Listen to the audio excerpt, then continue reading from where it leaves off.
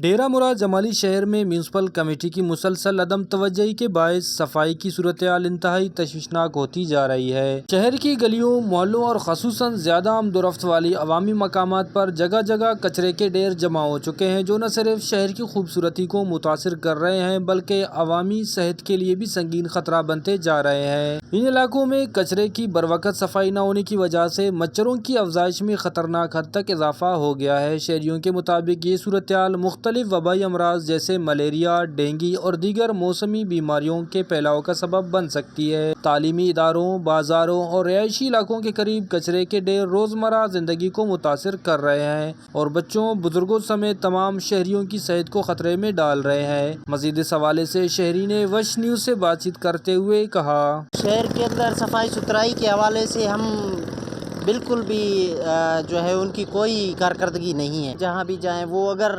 صفائی ستھرائی کے حوالے سے اگر ان کی کوئی کارکردگی ہے تو ان کے مخصوص کوئی علاقے ہیں، مخصوص گلیاں ہیں، وہ وہاں پر صفائیاں کرتے ہیں، لیکن عام جہاں پر عام شہری گھومتا ہے وہاں پر کوئی صفائی کا اچھا نظام نہیں ہے ان کی طرف سے۔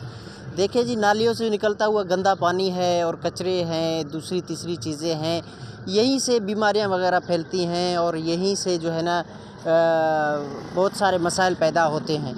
تو میرا خیال ہے کہ میونسپل کمیٹی کو چاہیے کہ ان چیزوں پر بھی دھیان دے، کچھ اقدام کرنے چاہیے۔